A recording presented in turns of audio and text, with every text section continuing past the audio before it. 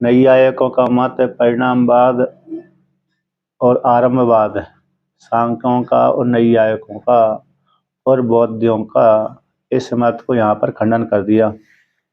यानी अभिव्यक्ति और तिरोभाव को स्वीकार कर लेने पर तो अभिव्यक्ति और तिरोभाव दोनों दोनों का यानी विद्यमानत्व अविद्यमानत्व के निरूपण किए जाने पर तो पूर्व के समान जैसे अभाव से भाव की उत्पत्ति, भाव से अभाव, पुनः अभाव की प्राप्ति या नाश, भाव वस्तु का अभाव वस्तु की उत्पत्ति मानना और भाव वस्तु का नाश मानना, जैसे वहाँ पर दोष आ रहा था उसी प्रकार से अभिव्यक्ति एवं दिखना, तिरोभाव नाश हो जाना, इसको स्वीकार करने पर तो अभिव्यक्ति और तिरोभाव में विद्यमान तो एक विद्यमान है एक अविद्यमान है। अभिव्यक्ति यानी विद्यमान, अनभिव्यक्ति यानी विद्यमान नहीं है, नाश है। इसमें भी उत्पत्ति, अभाव की उत्पत्ति और भाव की नाश की समान ही दोष प्रमाण कैसे आ रहा है, दोष आ रहा है, प्रमाणों के साथ विरोध हो रहा है, इस प्रकार से वर्णन किया। तो एतेन कारणस्य एप संस्थानम उत्पत्त्यादि एतद अभिप्रत्युक्तम। इस प्रकार से कारण का ही कारण जो मृतिका है अतः परमाणु हैं, द्विअणुक आदि हैं, तो ऐसे कारण का ही संस्थानम, संस्थान है दूसरे रूप में परिवर्तन हो जाना, उत्पत्ति आदि संस्थान है कारण का ही संस्थान जो उत्पत्ति आदि है, इस प्रकार से दूसरे रूप में परिणत हो जाना, ये भी खंडन हो गया। ये भी प्रत्युक्तम का अर्थ खंडितम, यानी खंडन कर दिया गया। इन कारण जो कारण था पहले दूसरे संस्थान में था, अब दूसरे संस्थान में हो गया। इस प्रकार से संस्थान की उत्पत्ति, स्थान की उत्पत्ति, कारण रूप स्थान की उत्पत्ति, घटादि की उत्पत्ति रूप इत्यादि भी खंडन कर दिया। अब कहते हैं पारिशेषात सद एकम एव वस्तु अविद्या उत्पत्ति विनाशादि धर्मेर नटवद अनेकदः विकल्प्यते इति इदं भागवतं मतम उक्तम न सतो विद्यते भावा इति अस्मिन् श्लोके। तो यहाँ पर कहते हैं कि पारिशेष न्याय से, किस न्याय से, पारिशेष न्याय से, न परिणामवाद को लेकर के, न आरंभवाद को लेकर के, न कारण की संस्थान विशेष को लेकर के, और न ही कारण अन्य रूप में होने की इच्छा कर रहा है, इस मत को लेकर के भी तो कहते हैं इन सब का खंडन करके तो परिशेष न्याय से, पारिशेष न्याय से जो आत्म वस्तु है, ऐसी है जो आत्म वस्तु है अविद्या के द्वारा उत्पत्ति और विनाश आदि धर्मों के द्वारा युक्त हो जाती है। जैसे नट स्वांग धारण करके अनेक रूपों को धारण कर ले, तो स्वांग यानी नट है, जैसे नट कई प्रकार के वस्त्र आभूषण आदि पहन करके कभी ये पुरुष बन जाता है, पुरुष राजा का स्वांग धारण कर लेता है, कभी राजकुमार का, कभी स्त्री का, कभी पुरुष का, कभी पशु पक्षी आदि का भी स्वांग धारण कर लेता है। तो जैसे एक नट अनेक रूपों को धारण कर लेता है स्वांग धारण करके, उसी प्रकार नट तो अकेले ही है, पुरुष अकेले विशेष ही है, लेकिन उसने कैसे धारण कर लिया, स्वांग धारण कर लिया, तो अनेक रूपों में दिखने लगता है।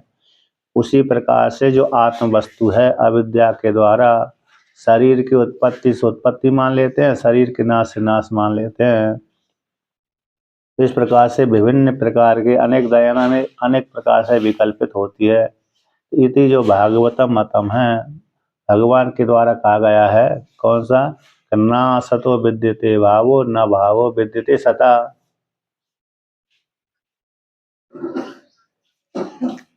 आरंभवादी है ना, आरंभवादी आत्मा का नाश नहीं मानते, नास्तिक नास्तिक नहीं है ना वो, नास्तिक वाले ही ना आत्मा का नाश मानते, बहुत नैयायिक आदि तो आरंभ में अरे आत्मा का नाश नहीं मानते, आत्मा सत्य है ऐसा मानते हैं, लेकिन जड़ चेतन जरूर है, आत्मा को जड़ भी मानते हैं चेतन भी मानते हैं।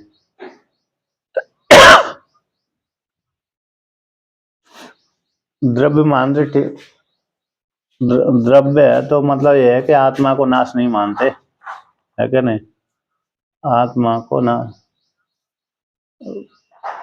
तो इसलिए तो उसमें जो आरंभवाद है उसका वर्णन, परमाणु सत्य रहते हैं, कार्य कारण सत्य रहता है, कारण है कार्य असत रहता है।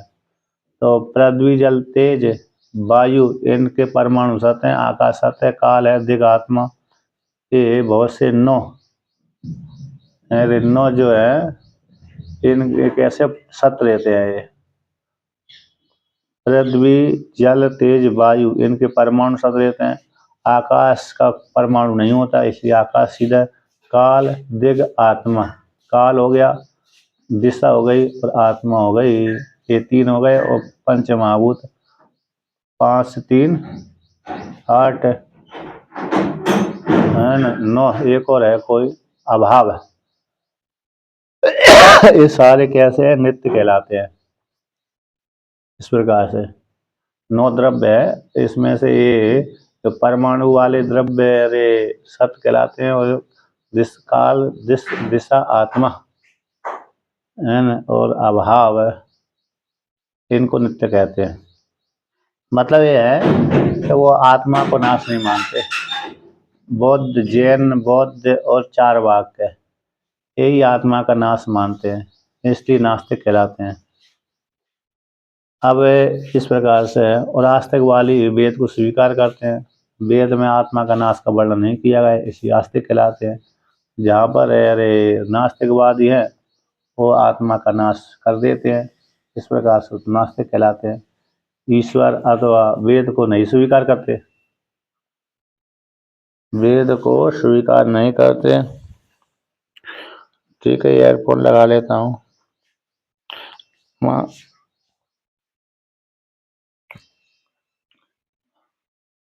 ब्लूटूथ पहले अच्छा आता था, मालूम नहीं अब क्या। अभी तो देखिए अब आ रही है, आवाज आ रही है अब? हेलो, अच्छा। तो यहाँ पर इस प्रकार से वर्णन करते हैं कि भगवान ने कहा जो असत का कभी भी भाव नहीं होता, और जो भाव कभी अभाव नहीं होता, भाव का अभाव नहीं होता, सत सती रहता है, असत असती रहता है।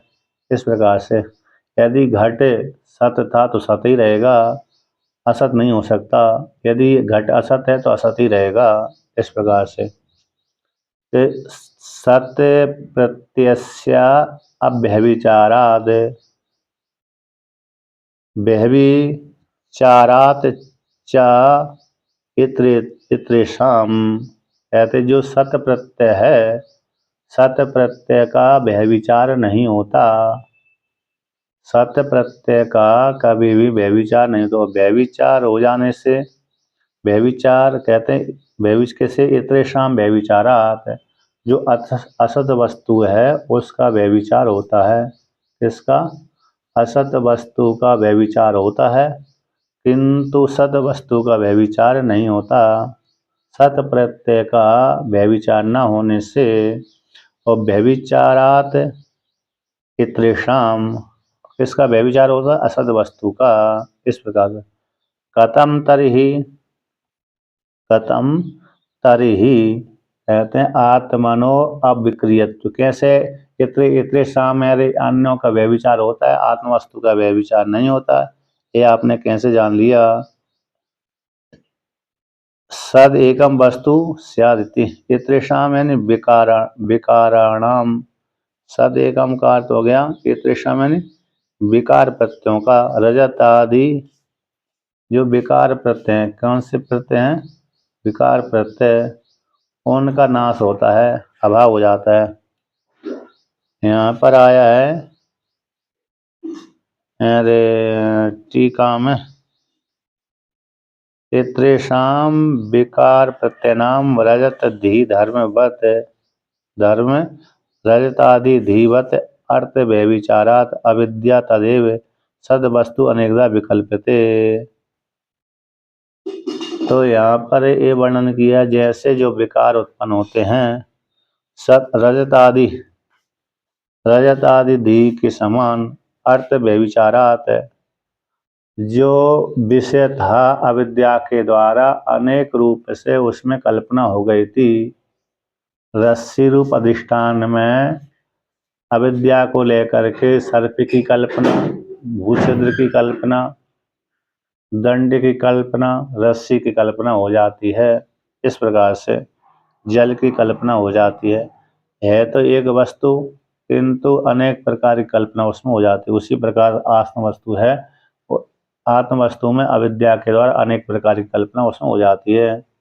इसलिए आत्मनो हो अविक्रियत्वे अशेषता कर्मण से त्यागो न उपपद्यते इति। कहते हैं आत्मा का विक्रिया न होने पर, आत्मा तो अविक्रियत हो जाने पर अशेष रूप से कर्म का त्याग न उपपद्यते, अर्थात आत्मा तो विकार से रहित है, तो इसलिए कर्मों का त्याग अशेष रूप से अज्ञानी के लिए उत्पन्न नहीं होता। यदि ही वस्तुभूत गुण यदि व अविद्या कल्पित तद धर्म कर्म तद आत्मनि अविद्या आरोपितम एव इति अविद्वान नहीं कश्चित क्षणम अपि अशिष्टता त्यक्तुम शक्नोति इति युक्तम। आत्मा में तो कहते विकार से रहते हैं, ऐसे अविक्रियत्व वाली आत्मा में अशेष रूप से कर्मों का त्याग उत्पन्न नहीं होता। यानी अज्ञानी के लिए, ज्ञानी तो मानता ही नहीं है।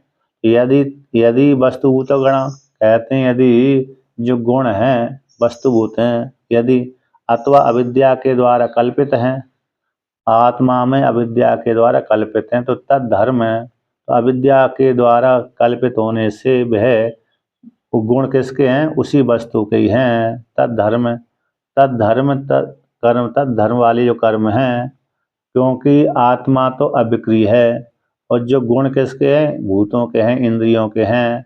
तद आत्मनि उस वस्तु के जो गुण और कर्म, वस्तु के जो गुण हैं और जो कर्म हैं, तद वह कर्म आत्मनि अविद्या आरोपितम, आत्मा में अविद्या के द्वारा आरोप किए गए हैं।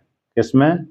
यानी अंतःकरण में अविद्या के द्वारा अंतःकरण के धर्मों को और कर्म को अविद्या के माध्यम से आत्मा में आरोप किए गए हैं।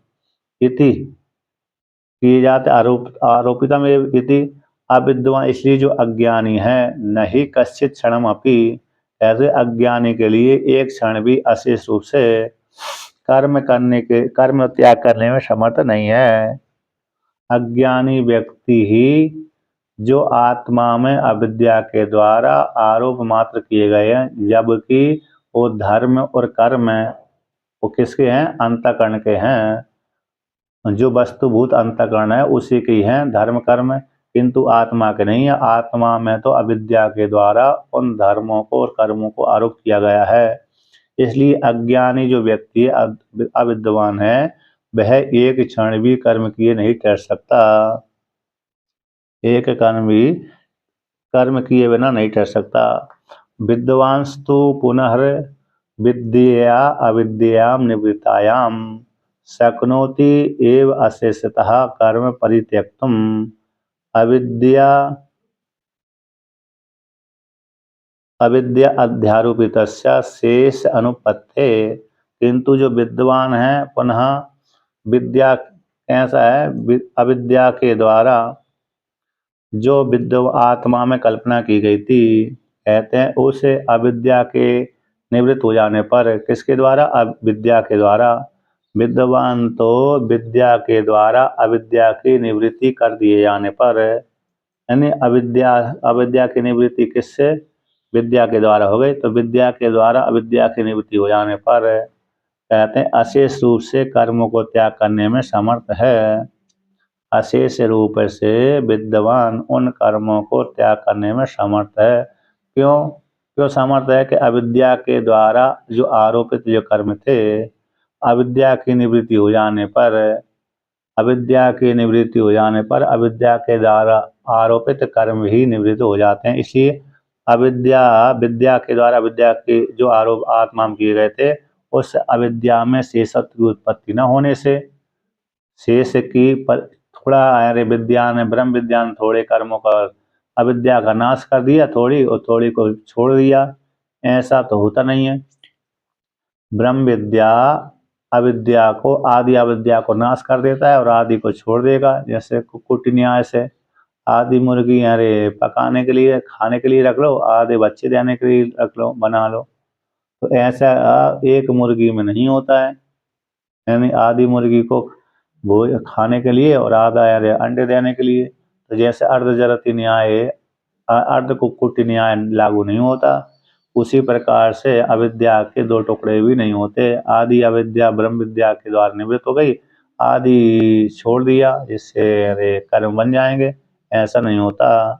तो ब्रह्म विद्या के द्वारा अविद्या की निवृत्ति हो जाने पर उस अविद्या की शेषत्व की उत्पत्ति न होने से, शेषत्व की निवृत्ति प्राप्ति न होने से, इसलिए अविद्या के निवृत्त हो जाने पर अविद्या के साथ साथ अविद्या के कार्य कर्म भी निवृत्त हो जाते हैं।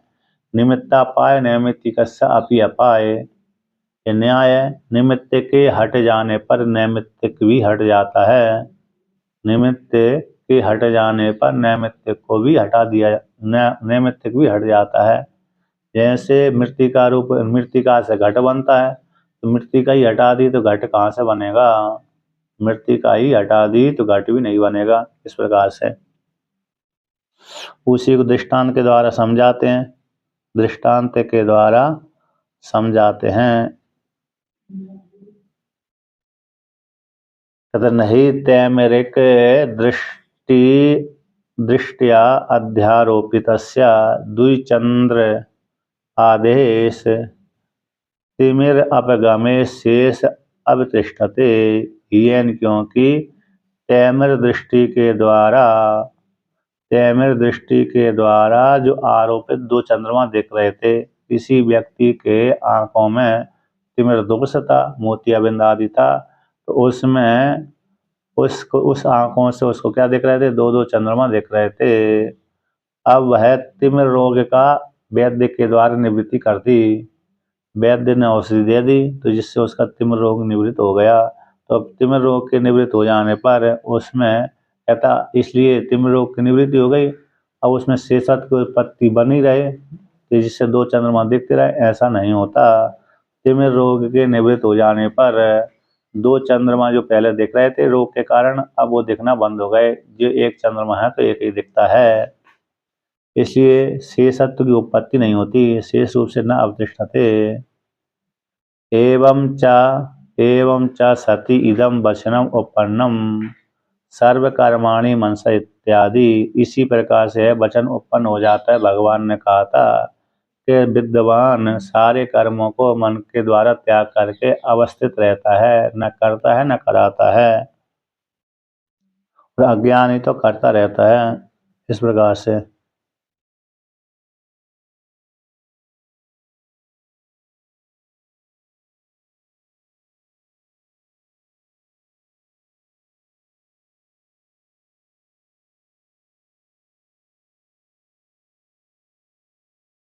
अब आगे कहते हैं, कहते स्वे स्वे कर्मणि अविरतः संसिद्धिं लभते नरः स्वकर्मणा तमभ्यर्च्य सिद्धिं विन्दन्ति मानवः इति च।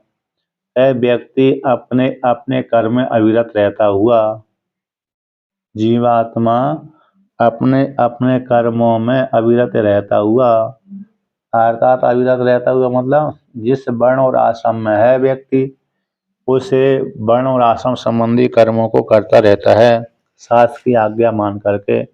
शास्त्र की आज्ञा मान करके वह व्यक्ति अपने अपने कर्म को करता है, तो वह संसिद्धि में लभते न, वह नर कैसे सिद्धि को प्राप्त कर लेता है।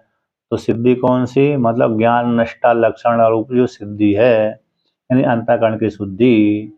जब व्यक्ति निष्काम कर्म करेगा अपने वर्ण आश्रम के अनुसार, तो फिर वह उस निष्काम कर्म के माध्यम से उसको अंतःकरण की शुद्धि, अंतःकरण की शुद्धि से ज्ञान की योग्यता, ज्ञान की योग्यता से फिर वह ब्रह्म ज्ञान की प्राप्ति, ब्रह्म ज्ञान के द्वारा अविद्या की निवृत्ति, अविद्या की निवृत्ति से मोक्ष फल की प्राप्ति। परंपरा से प्राप्त हो जाता है। तो संसिद्धि का अर्थ हो गया यानी अपने वर्ण और आश्रम में अविरत रहने वाला व्यक्ति, निष्काम कर्म करने वाला व्यक्ति सिद्धि को प्राप्त कर ले, यानी ज्ञान लक्षण ज्ञान निष्ठा रूप जो सिद्धि है उसको प्राप्त कर लेता है ना।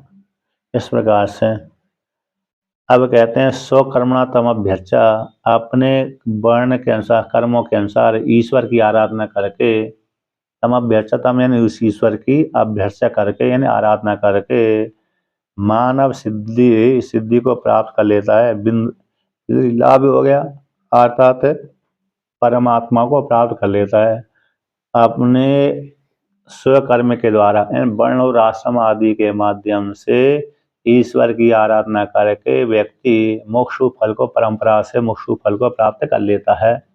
इस प्रकार से भगवान ने कहा। अब आगे भगवान कहते हैं, भगवान भाष्यकार या चाह कर्म जहा सिद्धि रुक्ता ज्ञान निष्ठा योग्यता लक्षणा तस्य फलभूतः नैष्कर्म सिद्धिर ज्ञान निष्ठा लक्षणा वक्तव्य इति। इस श्लोक आरभ्यते असक्त बुद्धिर इति। कहते हैं जो कर्मों से उत्पन्न होने वाली जो सिद्धि कही गई थी, कर्मजा यानी कर्मों से जन्य, तो कर्मों निष्काम कर्म करने से, अपने अपने वर्ण और आश्रम के अनुसार कर्म करने से जो सिद्धि की प्राप्ति होती है। तो कौन से श्लोक ये आया था, स्वे स्वे कर्मण्य भी रतः संसिद्धिम लभते नरः। इस वाक्य में व्यक्ति अपने अपने कर्मों वर्ण और आश्रम के अनुसार कर्म करने वाला व्यक्ति, निष्काम कर्म करने वाला व्यक्ति सिद्धि को प्राप्त कर लेता है। समसिद्धि में सम्यक रूप से सिद्धि को प्राप्त कर लेता है। तो वो सिद्धि कौन से कर्मजा, तो कर्मजा कर्मों से उत्पन्न होने वाली सिद्धि जो कही गई थी वो कौन से है, ज्ञान निष्ठा युक्त लक्षण वाली सिद्धि। तो निष्काम कर्म करने से, अपने वर्ण आश्रम संबंधी कर्म करने से उसको ज्ञान निष्ठा की योग्यता की प्राप्ति हो जाती है। अर्थात अंतःकरण निर्मल होकर के उसको उस अंतःकरण में ज्ञान की उत्पत्ति हो जाती है, और ज्ञान की उत्पत्ति हो गई तो उसको मोक्ष की इच्छा हो जाती है। अतः ज्ञान से मोक्ष फल की प्राप्ति होती है। तो कहते हैं ज्ञान निष्ठा योग्यता लक्षण जो रूप जो सिद्धि है, ज्ञान में निष्ठा रखना, ज्ञान में निष्काम रूप से स्थिति, मेरे को मुक्त होना है, ब्रह्म ज्ञान के द्वारा ही फिर मुक्त होता है वह। तो ज्ञान निष्ठा की योग्यता रूप जो लक्षण है, ऐसी निष्ठा है, चिन्ह है, उस ज्ञान का जो फलभूत है, तस्य ज्ञान का जो फलभूता निष्ठा, निष्ठा यानी गति, निष्ठा यानी गति हो गई। अर्थात ब्रह्म ज्ञान की जो गति है, फलभूत है, वो कैसे, निष्कर्म सिद्धि, निष्कर्म भावित, क्योंकि आत्मा निष्कर्म है, किसी भी कर्मों के द्वारा प्राप्त नहीं होती, इसलिए आत्मा निष्कर्म सिद्धि। एक सुरेश्वराचार्य भगवान के द्वारा है एक ग्रंथ भी लिखा गया है निष्कर्म सिद्धि के नाम से। तो बड़ा अच्छा है ना। मैंने एक बार पढ़ाने की कोशिश अध्ययन ही किया था, मैंने सोची किसी को पढ़ा दूं, लेकिन कोई मिला ही नहीं पढ़ने वाला। सामने पढ़ने वाला मिलेगा तो फिर उसके लिए पढ़ाने के लिए तैयारी करनी पड़ेगी। अब सामने वाला कोई नहीं मिला, तैयारी तो मैंने करी, फिर आलस आ गया क्योंकि सामने वाला पढ़ने वाला नहीं मिला।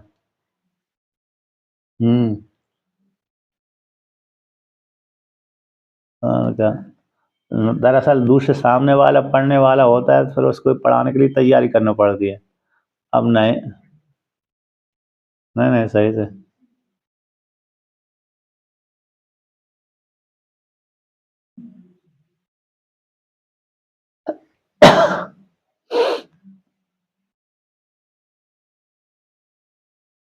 तो देखिए अब आगे कहते हैं कि निष्कर्म सिद्धि है, कौन सी है, निष्कर्म सिद्धि। तो निष्कर्म आत्मा निष्कर्म है, आत्मा किसी भी कर्म के द्वारा प्राप्त नहीं होती, इसी निष्कर्म सिद्धि। तो वह कैसी है, ज्ञान निष्ठा लक्षणा के द्वारा उस निष्कर्म सिद्धि की प्राप्ति होती है। इसी हेतु से तो ज्ञान निष्ठा लक्षण रूप जो सिद्धि को कहना चाहिए, कहना वक्तव्य कहना चाहिए। इसके लिए ये श्लोक है, 49वां श्लोक है, एकोन एकोन 50 है, एक ऊन 50 श्लोक का आरंभ किया जा रहा है। एक ऊन, ऊन यानी कम होता है, एक कम, तो 50 यानी 50 है, 50 यानी 50, तो एक ऊन 50 है तो 49 है। हिंदी में 49 हो गया, संस्कृत में एक ऊन 50 हो गए। तो 50 एक ऊन 50 श्लोक का आरंभ। अच्छा, अच्छा 49, हाँ तो इसलिए वो 49 हो गया, तो एक 49 ये संस्कृत का वाक्य है। हाँ तो उसी में, इसलिए वहाँ पर संस्कृत के संस्कार उसमें बैठे हुए वहाँ के क्षेत्र में लोग, उस लोकल भाषा में, इसलिए एक उन क्या बोलते हैं, एक उन 50 है ना, तो यहाँ से बोल दिया, तो एक उन 50 इस प्रकार। बीच बीच में गिनती भी संस्कृत में पढ़ते रहना चाहिए, तो बनी रहती है। तो अब आगे 49 एक उन 50 का पाठ करते हैं। असक्त बुद्धि सर्वत्र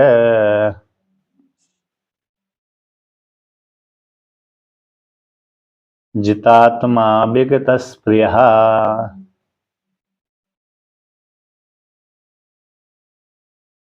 नैष कर्म सिद्धिम परमाम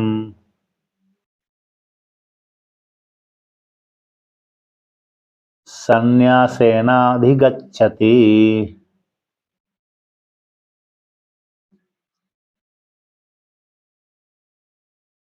तो यहाँ पर भगवान कहते हैं असक्त बुद्धि, जिससे कि बुद्धि किसी भी विषयों में आसक्त नहीं है, ऐसे असक्त बुद्धि वाला जो पुरुष है अथवा स्त्री है अथवा साधक साधिका है ना।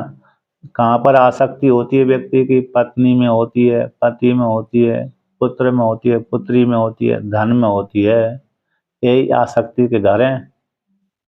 अपना परिवार, अपना परिवार आसक्ति घर होता है, धन, धन अरे आसक्ति घर होता है, और गृह आदि हो, गृह आदि भी उसी में धन में ही आ जाते हैं, तो ये आसक्ति के घर कहलाते हैं।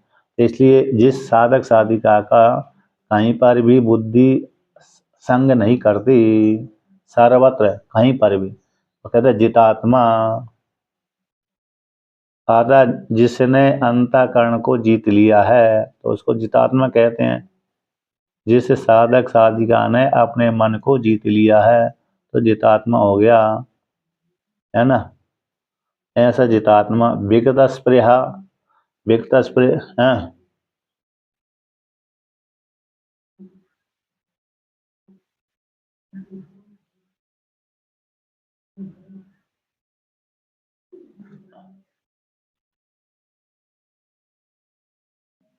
हाँ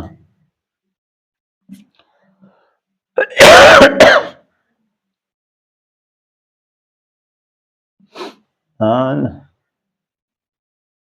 हाँ, तो यही हो गया ना। तो ये परिवार हो गया ना, पत्नी है, पुत्र है, पति है, भाई बंधु हो गए, है कि नहीं। धन आ गया, धन कह देने से गृह,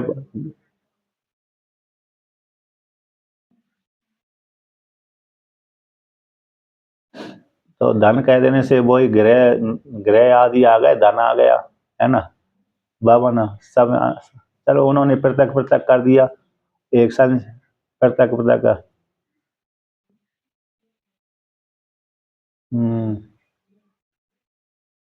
हाँ हाँ, सभी में इसमें लगाव रहता है, यहाँ पर विशेष रूप से तो आ सकती है, लगाव है, आ सकती है, तभी व्यक्ति बन जाता है। इस प्रकार से वो बनना भी चाहिए, आसक्ति भी होनी चाहिए, नहीं तो गृहस्थी गड़बड़ हो जाती है। आसक्ति ना होए तो कहेंगे सब कोई मतलब ही नहीं है कि नहीं? है, चलो ऊपर से यार ठीक है, भी अंदर से अंदर से हाँ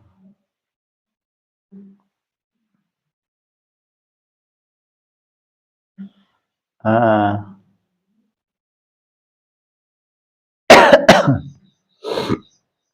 तो देखिए, तो जितात्मा हो गए।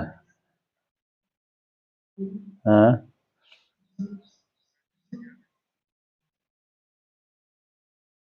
वहाँ पर अच्छा सही से बहुत भीड़ होती है। एक बार मैं भी गया था वहाँ पर। हाँ बहुत। लेकिन हाँ किष्किंधा भी। हाँ श्रृंगेरी मठ हाँ। मैं गया था एक श्रृंगेरी मैं भी गया था एक बार। 2 दिन रुका था। जाते ही समय वर्षा भी हो रही थी तो इस प्रकार। और किष्किंधा भी गया था किष्किंधा। किष्किंधा में अच्छा लगा मेरे को किष्किंधा बढ़िया है। आंध्रा में तो है। बॉर्डर पे है, सीम कर्नाटक और आंध्रा की बॉर्डर है सीमा है। तमिलनाडु तमिलनाडु कर्नाटक और आंध्रा ये यहीं पे इसकी सीमा है तीनों के बीच में ही है। कर्नाटक में आती है। नहीं नहीं जगन्नाथपुरी कर्नाटक भी मतलब ये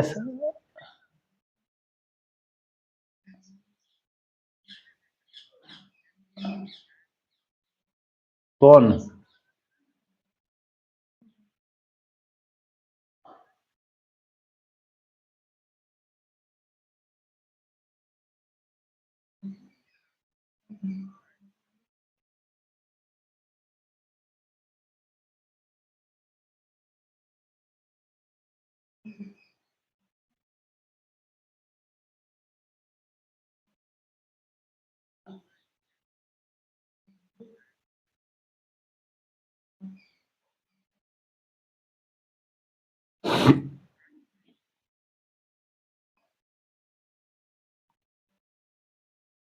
तो देखिए अब आगे कहते हैं जितात्मा जीत जीत लिया है अंतःकरण जिसने।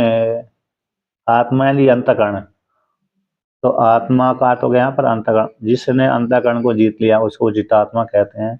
विगत स्पृहा तो विगता निर्गता स्पृहा आसक्ति यस्मा सा विगत स्पृहा।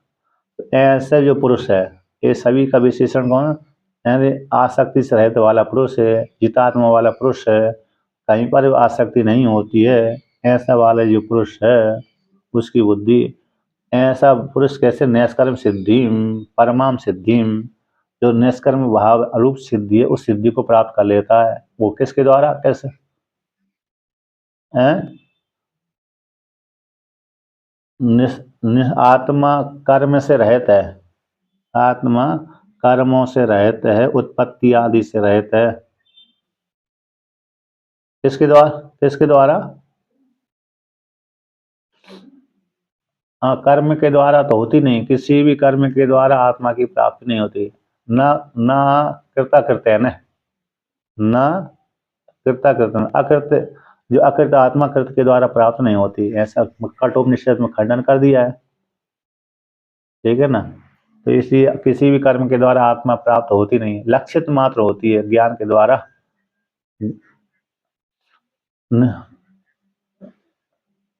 लक्ष्य लक्षित लक्षित होती है ज्ञान के द्वारा भी वे लक्षित होती है कि नहीं। आत्मा ज्ञान के द्वारा भी लक्षित होती है कर्म के द्वारा प्राप्त होती नहीं। इस प्रकार से तो आप कहते हैं नैष्कर्म सिद्धि यानी जिस आत्मा से यहाँ पर नैष्कर्म का लक्षण है निर्गतानि कर्माणि यस्मासा नैष्कर्म यानी जिससे कर्म निकल गए हैं ऐसी निष्कर्म ब्रह्म आत्मज्ञान के द्वारा ही भी आत्मा की प्राप्ति होती है। उसको नैष्कर्म सिद्धि बोलते हैं। यानी ब्रह्म ज्ञान के द्वारा ही जिस सिद्धि की प्राप्ति होती है उसको नैष्कर्म सिद्धि बोलते हैं। ठीक है ना। अब वो उसकी उसकी प्राप्ति का साधन कौन हो गया कि संन्यासन अधिगच्छति संन्यास के द्वारा। तो संन्यास के द्वारा यानी ब्रह्म ज्ञान जब संन्यास ले लेगा व्यक्ति सारे कर्मों का त्याग कर देगा। अब वो सारे कर्मों को त्याग करने से फिर उसको इस प्रकार की योग्यता आ जाती है। सम्यक दर्शन संन्यासन का अर्थ सम्यक दर्शन अथवा संन्यास पूर्वक सम्यक दर्शन पूर्वक सारे कर्मों का त्याग भी हो गया। संन्यास कर देगा तो उससे फिर संन्यास कर दिया कर्मों का त्याग कर लिया संन्यास ले लिया व्यक्ति ने कर्मों का त्याग हो गया।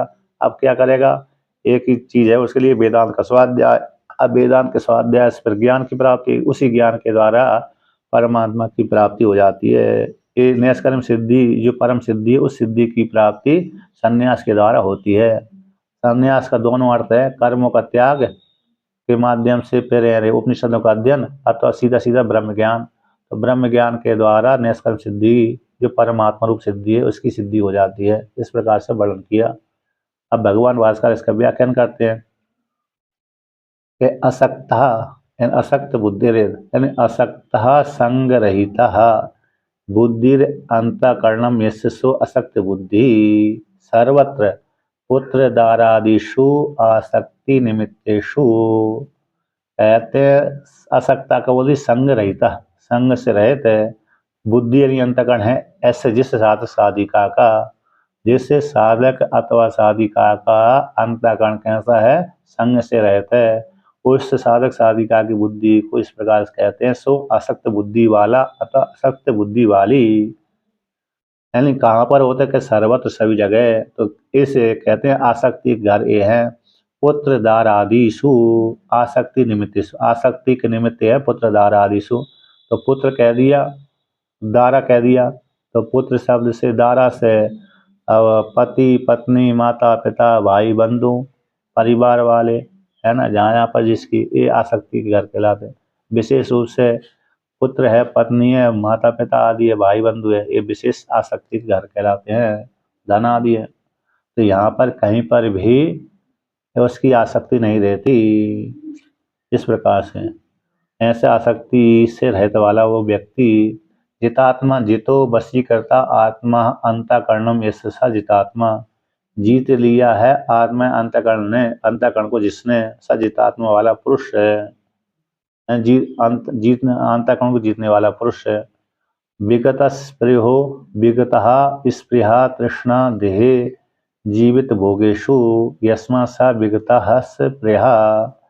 विगत निर्गता, विगता यानी निर्गता, स्पृहा यानी तृष्णा, जिससे तृष्णा निकल गई है। किसको लेकर के, देह को लेकर के वासना थी अथवा जीने की जो आशा थी अथवा भोगों की जो आसक्ति थी, भोगों को भोगने की जो आसक्ति थी।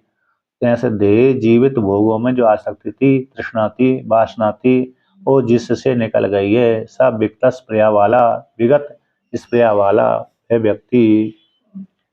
या एवं भूतः आत्मज्ञः सह निष्कर्म सिद्धि निर्गतानि कर्माणि यस्मात् निष्कर्म निष्क्रिय ब्रह्मात्म बोधात् स निष्कर्मः तस्य भावो निष्कर्म नैष्कर्म्यम च तसिद्धिश्च सिद्धिश्च स नैष्कर्म सिद्धि नैष्कर्म्यस्य वह सिद्धिर निष्क्रियात्म स्वरूप अवस्थान लक्षणस्य सिद्धिर निष्पत्तिस् ताम नैष्कर्म सिद्धिं परमां प्रकृष्टां कर्मज सिद्धि विलक्षणां सद्यो मुक्ति अवस्थान रूपः संन्यासेन सम्यक दर्शनेन तत्पूर्वकेण वा का सर्वकर्म संन्यासन अधिगच्छति प्राप्नोति। बड़ी पंक्ति है। कहते हैं ऐसा सा इस प्रकार विगत स्प्रिया वाला जो पुरुष है एवं भूता, इन विशेषणों से विशिष्ट जो पुरुष है, ऐसा जो पुरुष है आत्मज्ञ, आत्मा को जानने वाला, आत्मा को जानने वाला जो पुरुष है वो आत्मज्ञानी सब है। नैष्कर्म सिद्धि को प्राप्त कर लेता है। यानी निर्गतानि कर्माणि यस्मा, जिससे सारे कर्म निकल गए हैं उसको बोलते हैं नैष्कर्म है। निष्क्रिय ब्रह्मात्म बोध से, निष्क्रिय जो ब्रह्मात्म बोध है, क्रिया से रहे जो ब्रह्मात्म बोध, उस बोध से उस नैष्कर्म सिद्धि रूप परमात्मा को प्राप्त कर लेता है। ऐसा निष्कर्मा, निष्कर्मा जो निष्कर्म कहलाता है, निष्क्रिय ब्रह्मात्म बोध से सब निष्कर्म वाला पुरुष है। तस्य उसका भाव है, निष्कर्मा का जो भाव है उसको निष्कर्म कहते हैं। निष्कर्मा के भाव को ही निष्कर्म बोल दिए। तद्धित प्रत्यय कर दिया। क्या कर दिया? तद्धित प्रत्यय। तो निष्कर्मा के भाव को निष्कर्म है। तो का निष्कर्म जो निष्कर्म उसकी सिद्धि, निष्कर्म की सिद्धि बोलते निष्कर्म सिद्धि। तत्सिद्धि निष्कर्म की सिद्धि को निष्कर्म सिद्धि, यानी परम ब्रह्मात्म ज्ञान से उसकी निष्कर्म की सिद्धि हो जाती है। अविद्या की निवृत्ति और परमात्मा की प्राप्ति। अथवा कहते हैं दूसरा विकल्प है कि निष्कर्म निष्कर्मस्या सिद्धि, निष्कर्म की जो सिद्धि है निष्क्रिय आत्मस्वरूप अवस्थान लक्षणस्या, निष्क्रिय जो आत्मस्वरूप है उसमें स्थित हो जाना, उसमें क्या हो जाना, स्थित हो जाना। तो निष्क्रिय आत्मस्वरूप अवस्था लक्षण की जो सिद्धि है निष्पत्ति, यानी आत्मा का चिंतन करते करते अपने स्वरूप में अवस्थित हो जाना। ऐसी उस सिद्धि को निष्कर्म सिद्धि कहते हैं। यानी जो परम प्रकृष्ट सिद्धि है वो कर्मज सिद्धि से विलक्षण है। कैसे? कर्मजन्य जो सिद्धि है उससे विलक्षण कहलाती है। ऐसी सिद्धि कैसी है? सद्य मुक्ति अवस्थान रूपा है। सद्यो शीघ्र जिस सिद्धि को प्राप्त हो गया ब्रह्म ज्ञान के द्वारा आत्मस्वरूप के माध्यम से, वह उस सिद्धि को वह प्राप्त कर लेता है। सद्य मुक्ति अवस्थान रूप लक्षण, यानी उसको क्या हो जाता है, मुक्ति की प्राप्ति हो जाती है। सद्य मुक्ति यानी ब्रह्म ज्ञान जिसको हो गया है उसको शीघ्र ही मोक्ष फल की प्राप्ति हो जाती है। तो ऐसे मोक्ष फल की सिद्धि किसके द्वारा होती है? कि संन्यास के द्वारा, यानी सम्यक दर्शन के द्वारा, यानी ब्रह्म ज्ञान के द्वारा, अथवा सम्यक दर्शन पूर्वक है, सम्यक दर्शन पूर्वक तत्पूर्वक है, कर्म सर्व कर्म संन्यास के द्वारा, संपूर्ण कर्मों के त्याग के द्वारा उस सिद्धि को प्राप्त कर लेता है। ब्रह्म ज्ञान लक्षण रूप सिद्धि को प्राप्त कर लेता है। वही सिद्धि पर मोक्ष फल को प्राप्त हो जाती है। साधक उसी कर्मों के त्याग कर देने से ज्ञान की प्राप्ति हो, ज्ञान के माध्यम से मोक्ष फल की प्राप्ति हो जाती है। तथा च उत्तम, उसी प्रकार से कहा है कि सर्व कर्माणि ही मनसा संन्यस्य नैव कुर्वन्न कार्यं आस्ति इति कहते हैं। तथा च उत्तम उस प्रकार से कहा था। कहाँ पर कहा गया था? कहते हैं कि सारे कर्मों को साधक जो विद्वान है मन के द्वारा त्याग करके, सारे कर्मों को विद्वान मन के द्वारा त्याग करके ना तो करता है और ना ही दूसरे से कराता है, और बैठा रहता है, अपने स्वरूप में अवस्थित रहता है। न एव कुर्वन् न कार्यं आस्ते, ना तो दूसरे स्वयं करता है और ना ही दूसरे से कराता है, और स्वयं अवस्थित रहता है। इस प्रकार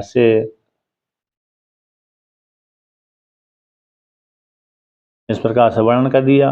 अब आगे का कहते हैं कि पूर्वोक्तेन स्वकर्मानुष्ठानेन ईश्वर अभ्यर्चन रूपेण जनितां प्रागुक्त लक्षणां सिद्धिं प्राप्तस्य उत्पन्न आत्मविवेक ज्ञानस्य केवल आत्मज्ञान निष्ठा रूपा निष्कर्म लक्षण सिद्धिर येन क्रमेण भवति तद वक्तव्यम इति यह सिद्धि। जो पूर्व में वर्णन कर दिया, पूर्व के श्लोकों में वर्णन किए थे, कौन से? कि व्यक्ति अपने कर्म में रत रहता हुआ स्वे स्वे कर्मण्य भी रतः संसिद्धि लभते न रहा, इस वाक्य के द्वारा स्वकर्मणा तमभ्यस्य सिद्धि विन्दन्ति मानवा इन श्लोकों के माध्यम से अपने वर्ण और आश्रम के अनुसार व्यक्ति कर्म करता है, निष्काम कर्म करता है। तो निष्काम कर्म के अनुष्ठान से, निष्काम स्वकर्म अनुष्ठान है, स्वकर्म का अनुष्ठान है ना, क्यों? किसका? स्वकर्मों का अनुष्ठान कर रहा है, यानी अपने वर्ण और आश्रम के अनुसार कर्म कर रहा है। तो वर्ण और आश्रम का अनुष्ठान करने से उसी वर्ण आश्रम में रह करके ईश्वर की आराधना करता है, चाहे वो ईश्वर राम हो, कृष्ण हो, शिव हो, विष्णु हो, कोई भी हो, चाहे देवी हो। तो स्वकर्म के अनुष्ठान के द्वारा ईश्वर की आराधना के माध्यम से ईश्वर में कर्मों को अर्पण करता हुआ, समर्पण करता हुआ, इस प्रकार से सेवन करता हुआ, तो कहते हैं जनिता प्राग उत्कृष्टाम सिद्धिम जनिता, जो प्राग उक्त जो सिद्धि है यानी ज्ञान निष्ठा निर्मल अंतःकरण के माध्यम से ज्ञान की योग्यता रूप सिद्धि संसिद्धि लभते नरा, इस वाक्य में तो वह सिद्धि को प्राप्त कर लेता है। तो प्राग लक्षण वाली सिद्धि को प्राप्त है, यानी उत्पन्न जो प्राप्त हो गया पुरुष है, यानी उत्पन्न आत्मविवेक विज्ञान का, जिससे साधक साधिका को ब्रह्म ज्ञान की प्राप्ति हो गई है। केवल आत्मज्ञान निष्ठा रूपा निष्काम लक्षण सिद्धि, अर्थात निष्काम ईश्वर की आराधना करते हुए, निष्काम कर्म करते हुए जो उसको उत्पन्न विवेक ज्ञान, आत्मविवेक ज्ञान वाले पुरुष को केवल आत्मज्ञान निष्ठा रूपा जो सिद्धि है, है ना। अर्थात उत्पन्न हो गया है आत्म आत्म विवेक ज्ञान वाले ज्ञान का। तो ज्ञान की प्राप्ति किस प्रकार से हो गई, तो इस प्रकार से कर्म करते करते, निष्काम कर्म करते करते, ईश्वर अर्पण बुद्धि से कर्म करते करते, अर्थात ऐसी वाला जो पुरुष है उसको कहते हैं केवल आत्मज्ञान निष्ठा रूपा नैष्कर्म लक्षणा सिद्धि। जो केवल आत्मा में आत्मज्ञान में निष्ठा रखता है, जगत में उसकी गति है ही नहीं है, जगत का चिंतन करता ही नहीं है, जगत का वह चिंतन करता नहीं है, केवल आत्मा का ही चिंतन करता रहता है। व्यवहार तो करता रहता है इधर उधर, लेकिन दृष्टि किस में बनी रहती है, आत्मा में बनी रहती है। तो केवल आत्मज्ञान में निष्ठा है जिसकी, ऐसी नैष्कर्म लक्षण रूप सिद्धि, उस सिद्धि को ईश्वर अर्पण बुद्धि से किए गए कर्म के द्वारा प्राप्त होती है। और अपने वर्ण और आश्रम में कर्म करते करते, निष्काम कर्म करते करते सिद्धि को प्राप्त कर लेता है। तो ऐसी नैष्कर्म लक्षण जो सिद्धि है, केवल आत्मज्ञान में निष्ठा रखने वाली जो सिद्धि है, उस सिद्धि वह सिद्धि एन क्रम से भवती, जिस क्रम से होती है उस सिद्धि को यहाँ पर कहना चाहिए। जिस क्रम से साधक साधिका जिस सिद्धि को प्राप्त करता है उस सिद्धि को यहाँ पर कहना चाहिए, उसके लिए यहाँ पर वर्णन करते हैं। तो 50वें श्लोक का पाठ करते हैं। 50 श्लोक का। सिद्धिं प्राप्तो यथा ब्रह्म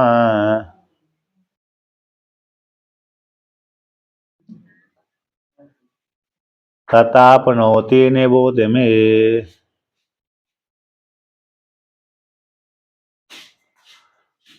समासेन हि व कौन्तेय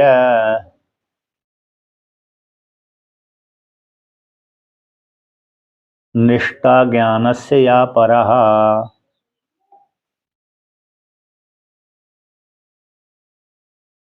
तो यहाँ पर कहते हैं सिद्धि प्राप्तो मानव, जो मानव है यानी साधक साधिका है, आत्मज्ञान निष्ठा रखने वाले हैं, वो सिद्धि को प्राप्त होते हैं, प्राप्त कर ले सिद्धि को प्राप्त कर लेते हैं। यथा यानी इन प्रकार से सिद्धि को प्राप्त करते हैं। ब्रह्म सिद्धि को प्राप्त करने वाला व्यक्ति उस ब्रह्म को, इसको जो जिसने ब्रह्म ज्ञान निष्ठा रूप सिद्धि को प्राप्त कर लिया, और उसी ब्रह्म ज्ञान के माध्यम से वह साधक साधिका अपने स्वरूपभूत ब्रह्म को प्राप्त कर लेता है। ब्रह्म को तथा आपनोति, ब्रह्म को प्राप्त कर लेता है। तो जिस प्रकार से प्राप्त करता है, तो मे निबोध, मे यानी मम वचनात्, मेरे वचन से तुम उस किस प्रकार से ब्रह्म को प्राप्त कर लेता, उसको मेरे वचनों को श्रवण करके सावधान होकर श्रवण करो। मेरे वचनों को तुम सावधान होकर श्रवण करो, जिस क्रम से वह उस ब्रह्म को प्राप्त कर लेता है। तो मेरे वचन से जान करके वह साधक साधिका उस सिद्धि को प्राप्त कर लेता, ब्रह्म को प्राप्त कर लेता है। तुम निश्चय कर लो, है ना, मेरे वचन के माध्यम से तुम धारण कर लो, सावधानों का श्रवण करो, जिसके माध्यम से वह मानव इस सिद्धि को प्राप्त कर लेता है, ब्रह्म को प्राप्त कर लेता है। ठीक है ना। अर्थात जो सिद्धि को प्राप्त करता है, तो मेरे वचन को तुम निश्चय करके जानो। तो जिस प्रकार से अरे ईश्वर के वचन को श्रवण करके मानव अरे सिद्धि को प्राप्त कर ले, तो उसको सावधान होकर श्रवण करो, निश्चय पूर्वक धारण कर लो। अब कहते उसको मैं कहता हूँ, जिस प्रकार से जिस क्रम से वह उस सिद्धि को प्राप्त करता है, तो विस्तार पूर्वक कहिए आप। कहते समासेन एव कौन्तेय, मैं संक्षेप से कहूँगा, उस सिद्धि को प्राप्त करता है मेरे वचन से, उसको मैं संक्षेप से कह रहा हूँ, विस्तार पूर्वक नहीं। तो इस प्रकार से, तो हे कौन्ते, तो कहते हैं ज्ञान से अपरानिष्ठा, ज्ञान की जो परागति है, ज्ञान की जो ज्ञानस्य या परानिष्ठा, या परानिष्ठा ज्ञानस्य, ज्ञान की जो परानिष्ठा है, अतः ज्ञान की जो समाप्ति है, यहाँ पर जाकर ज्ञान समाप्त हो जाता है। यहाँ पर ज्ञान की गति है, यहाँ पर ज्ञान की गति यहीं तक है। ज्ञान यहाँ तक ही फल को देने वाला है, यानी ज्ञान ने अविद्या का निवृत्ति कर दी, तो ज्ञान का फल क्या हुआ, मोक्ष फल। ज्ञान ने, ब्रह्म ज्ञान ने अविद्या की निवृत्ति कर दी, तो अविद्या की निवृत्ति होते ही जीवात्मा ने अपने स्वरूप को जान लिया, मैं ब्रह्म हूँ। अथवा अविद्या की निवृत्ति करके ज्ञान का फल क्या हुआ, तो मोक्ष फल हो गया। तो सारे यानी ये सारे कर्मों का फल ब्रह्म रूप आत्मा में ही समाप्त हो जाता है ना। सारे कैसे, एक बाकी श्लोक है ना, ज्ञान परिसमाप्यते, ज्ञान में जाकर के समाप्त हो जाते हैं सारे। इसी ज्ञान की जो परानिष्ठा है, तो ज्ञान की परानिष्ठा कौन हो गई? परमात्मा ही हो गई, आत्मा ही हो गई, है ना। सा काष्ठ सा परगति। हाँ, अरे लड़ाई झगड़ा, बच्चों को डांटा बच्चों को यही डांटा है। तो देखिए,